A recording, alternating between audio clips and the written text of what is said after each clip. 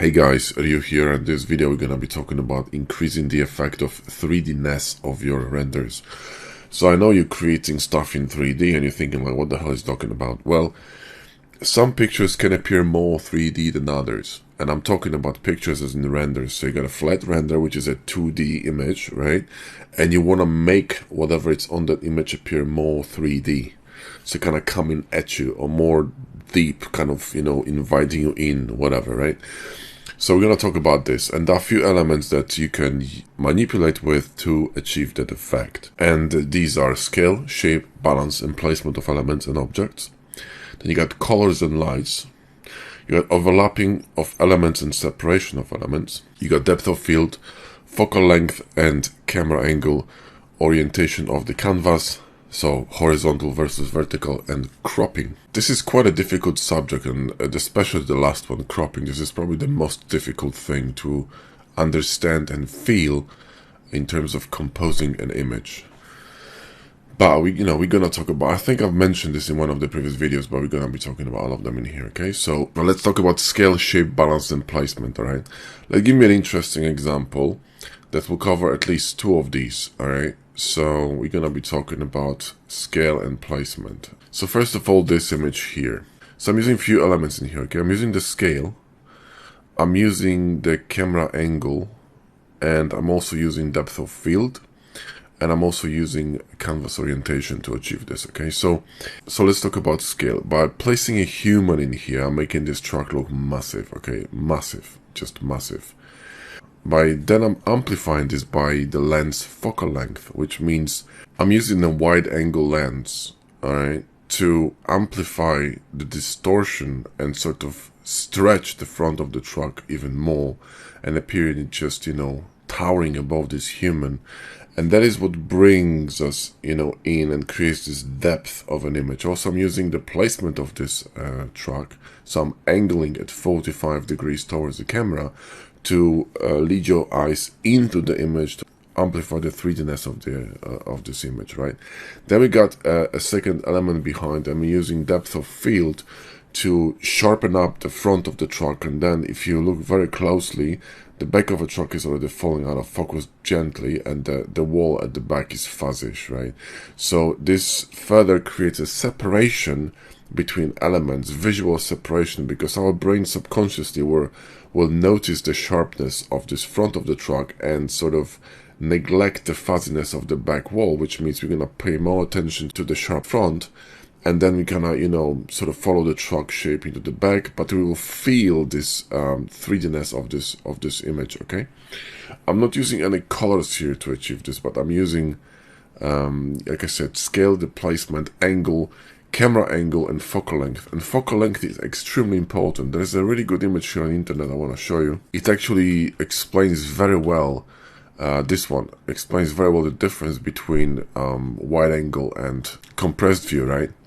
So if you look at this is exactly shot the same place, right? If you look at the wide angle, it just covers a massive amount of terrain and everything appears much farther, right? Here you got a massive compression result and everything appears more closely and sort of compact, like as if you were stuck in a deck of cards, you see what I mean? But this literally, the person stays in the same place, it's the same spot that was shot from, it's just a different lens. So when I'm using a wide angle lens, I'm gonna create this kind of like a relaxed, more wide angle effect. I think this is like about 50 millimeters, which is 50 millimeters is about the same focal length as human eyes. We see more or less with 50 millimeter lens, or through 50 millimeter lens, right? Which is why a 50 millimeter lens feels very natural. Okay, I wanted to make this feel quite natural, so you would be sort of in shoes of this human being, because I was shooting it from a perspective. If you think about it, I was shooting this image from a perspective of a human. So I'm on the same level, I'm on the same horizon is somewhere here, okay? I'm on the same level, eyes-wise, as this guy here, right? So I can kind of, because if I place this human in here, I can relate to the scale, because I'm also shooting from the same level, from the same angle, shooting up, right? So I'm shooting up with a wide angle, which will further emphasize this massiveness of this front, right? and create maybe not that much of a separation, because if you shoot with a long lens, you'll have a much larger compression and therefore a much deeper depth of field, like here for example, right? You can see everything is falling out of focus. So the fuzziness of the background is going to be not that amplified, but you'll still be able to sense it even subconsciously, right? Now, orientation of the canvas in this case, you know, this is horizontal to make it feel much more relaxed, but also it creates a much wider kind of a view, more cinematic, and therefore creates a bit more depth. But you can also achieve this result with a vertical photo. It's just going to be a bit more compact, okay? I have another good example of this technique. I think it's a better one, this one, okay? This is a technique I borrowed from my, you know, portrait photography experience. And like I said in many videos, I treat everything as a portrait, okay? Everything for me is a portrait, all right? So I have a very similar portrait to this one on my portfolio. I'll show you in a minute. But now this one combines the depth of field, which is very strong in here. This is a quite long lens. I would think this is like 135mm or something, maybe 85, but something close to that. So semi-telephoto, and the depth of field is really strong, okay? So the focal length is quite long. That's why you have this very strong depth of field, very strong fall off, okay, of focus. The amount of sharpness, it literally is up to here and starts falling off from here, right? So it's a very small area of sharpness, which is characteristic to long focal length lenses and low aperture, okay? So this is probably like 1.4 aperture, maybe 1.8, and then it just starts falling off. And because this background is fuzzy, it creates a framing for this, okay? It creates a framing. Also, you can notice the image was cropped. So I cropped the top and the bottom and the side of it, okay, to just emphasize how deeply into your personal space this thing goes, because it feels closer to you because of these elements, right? If I'm going to show you one of my pictures, which I think is the best example of this technique, right? It was shot with 85mm lens with an extremely shallow depth of field and very close, okay? This image, right? This is almost 3D, but you can see how cropping of her shoulders, chest, the other shoulder, even hair on two sides, an extremely shallow depth of field. I mean, the focus falls off literally on her hair and even her nose. So the only eyes are in focus. It's maybe like 2 centimeters of maybe 1.5 centimeter of sharp focus. This was shot with 1.4 aperture, which is a very low aperture. And you can see that already even the bangs are, you know, they start to fall off, right? The hair here is also blurry. So the only thing sharp is just her eyes. The rest is just falling off. And that amplifies this 3D-ness of this image, as if you were really close up to her face, right? So that's how you create these images, and they are very powerful. You can use this technique to, you know, create something extremely intimate and emphasize the great detail, or, you know, of your design, or simply, you know, complement certain areas, right, and just make other ones unimportant or supportive, right? Now let's talk about color and lights, okay? This is interesting too.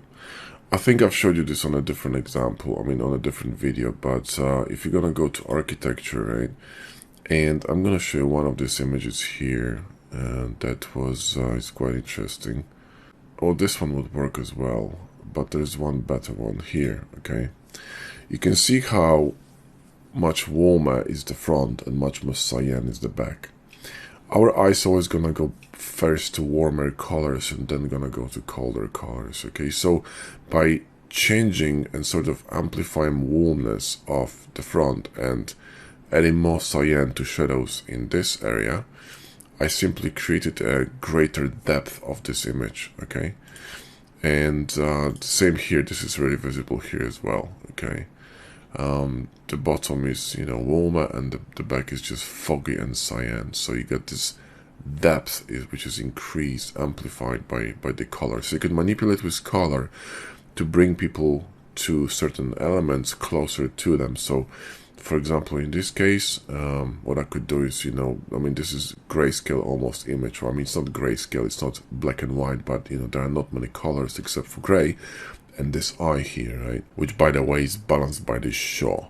So the shaw is gonna pull you here because humans will be attracted to text, and we're gonna bounce back through these holes down here, boom, to the front. Okay, so you're gonna circle in this image, and then you get locked by the triangle of strategically placed text, which frames, by the way, this device, right? So everything is, like I said many times, on purpose. So you got the warmer, much warmer lighting in here, and there's nothing warmer at the back. It's all cold, right?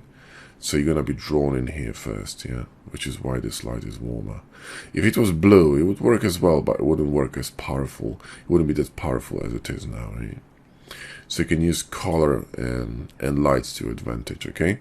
Now, overlapping elements and separation. That is really, really interesting, right? There's an image I have somewhere here that actually shows overlapping. Well, this one is good too, okay? It's one of the Tokyo shots, older ones. But you can see clearly overlapping here that actually creates layers. So you got layer in here, right? This layer in the back, and layer here, this highway, and the front layer. So you got 1, 2, 3, maybe even 4 or 5 layers, right? And then 6 in the background. So you got layering, and they overlapping one another, okay? And another example would be, this is a good example of overlapping, okay? You got overlapping elements creating depth. It's called of stacked, sort of like a sandwiching effect, right? So you got front, second, first plan, second, third with people, fourth, fifth, sixth, right? You got 6 layers at least.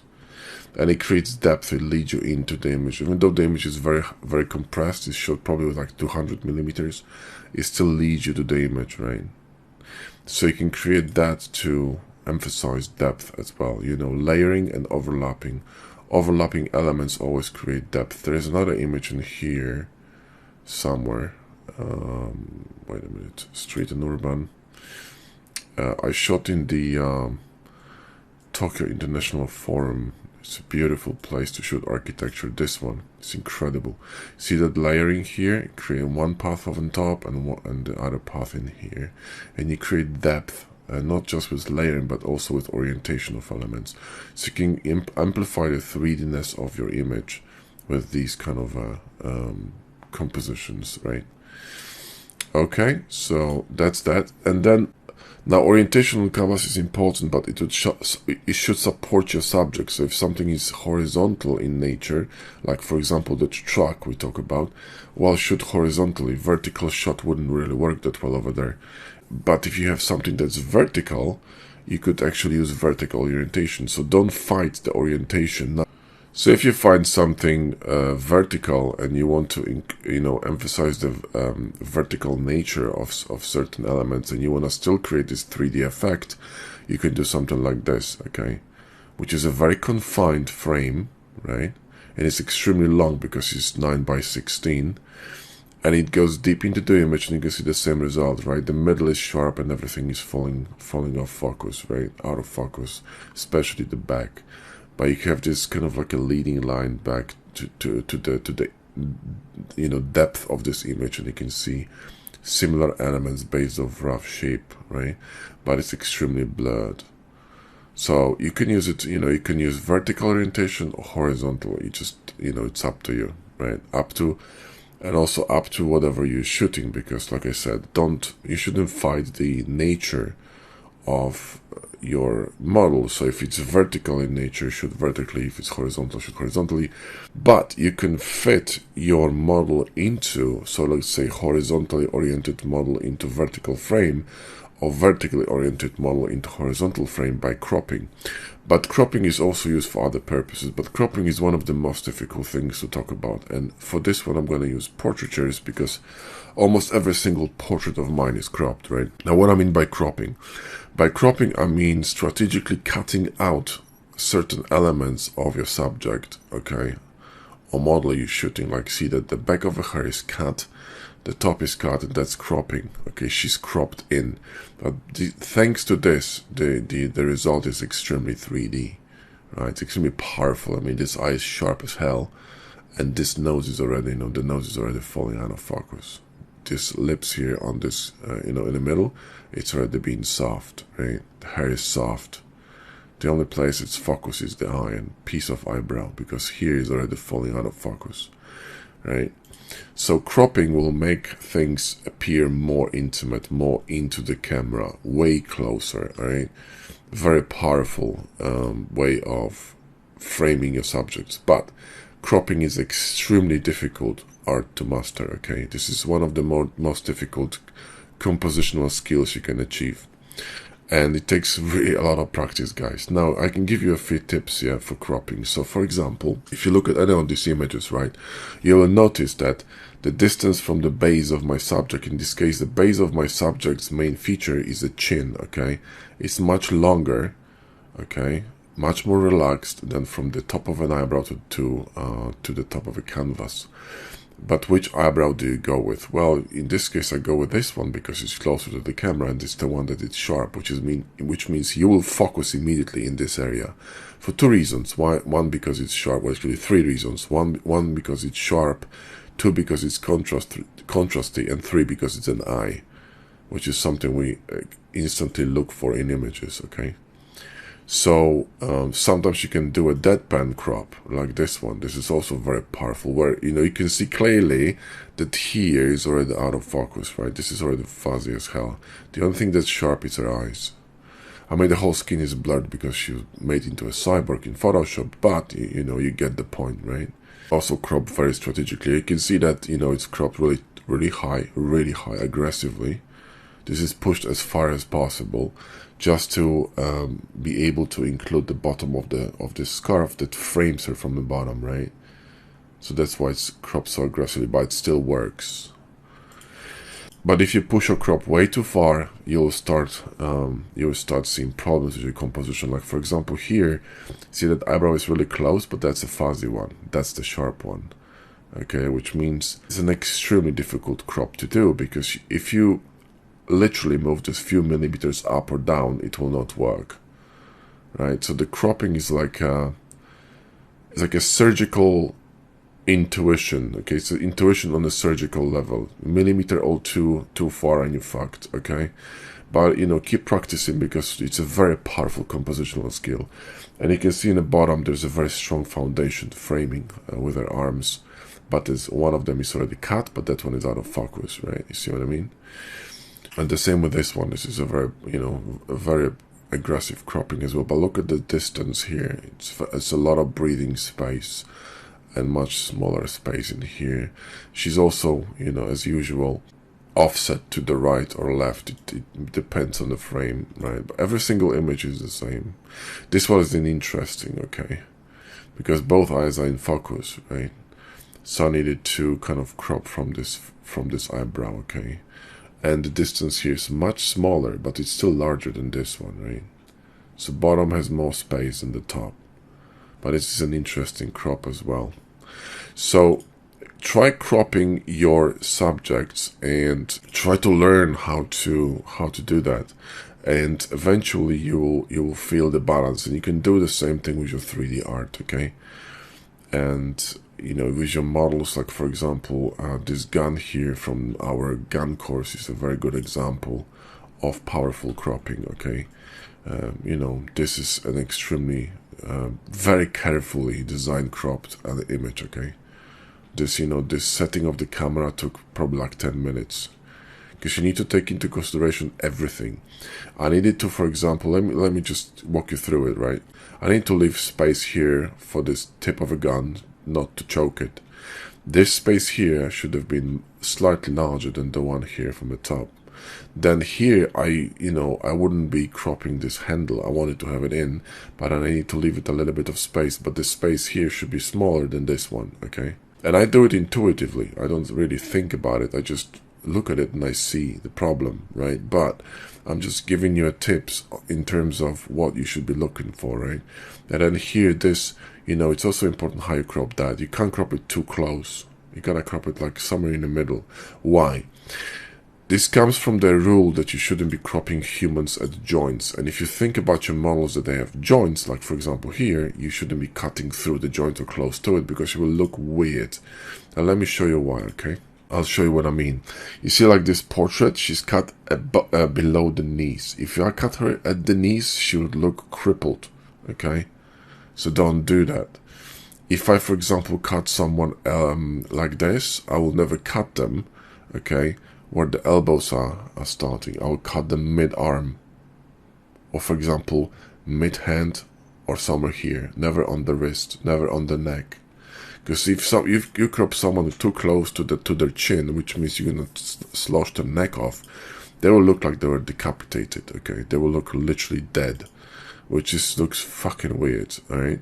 So you don't want to go too close to the chin, you want to always leave a bit of a space. And the same thing with your models. Think about your models as humans, and it's going to become much easier. Like, see here, this hand crop, if that was on the wrist, it wouldn't look good. If it was a bit higher, you would cut through the knuckles. This is as high as you can go with this one to make it, you know, look still decent, right? So cropping is an extremely difficult thing to master, guys. Same here, look.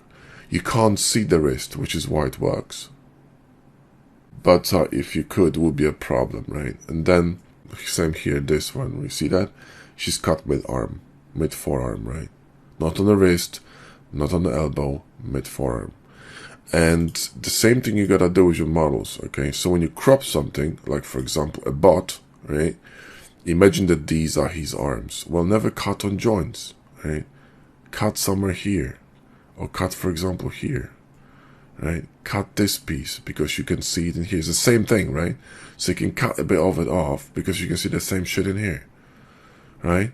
You can see the joints here, so you don't need these. But I would never cut it that high. You just look weird. You gotta be very careful, right? How you cut your models. Same here. See what I mean? Is not cut on a joint. Same here, is mid-joint. Study portraiture, framing, and also lighting. This will teach you a lot about creating beautiful renders, alright? So cropping, guys, is super tough, yeah? I remember teaching one of my students cropping on a monument, and monuments, you know, they don't move, they're static, and she couldn't get it, you know, it's just always was a little bit off, and it really takes time, you know. I told her, don't worry about it, it just takes time to get used to it. Probably gonna take, you know, a few years maybe to really get the hang of it, but keep trying because it's a very powerful technique. So you can increase the feel of 3D-ness of your images by using these, you know, applying these elements. So study all of these, and I highly recommend you guys start studying photography. Maybe grab a camera and go out and start shooting stuff, okay? Buy yourself a tripod and start shooting things, especially if you're going to be shooting architecture. Architecture is a great way of learning photography, and let me tell you why. Because it doesn't move, right? It doesn't move, doesn't have a mood, it just stands there, right? So when you go and shoot architecture, you can really think about framing your image very carefully. Like you see, the buildings were cut in half here, they were not cut on the joint. I'm always applying the same technique, okay? The same technique to everything, right? The same way of thinking, okay? When I'm shooting something. So you can study, you know, photography of architecture, or by yourself, just literally grab a camera, go and shoot, and think, how would you place things, how would you arrange things. And then this will teach you a lot about creating beautiful renders for your 3D, because if you treat anything in the same way as a model, it doesn't matter if it's a human, truck, you know, piece of rock, it doesn't matter. It's treated as a portrait. Everything should be a portrait, okay? And then you'll see that it will come naturally. See, same here, look, small space here, larger space here, but still smaller than this one, a lot of breathing space. Shoot from the bottom, scale, right? So you kind of relate to this human again, and this amplifies the size of a truck. So even if it's not really coming at you, it still feels 3D because of all these elements, plus there is a depth of field ending behind the truck, which means the wall is falling out of focus. Okay? Makes sense? Alright guys, hope you get the point. That's it for this one. Thanks for watching, and I'll see you in the next one.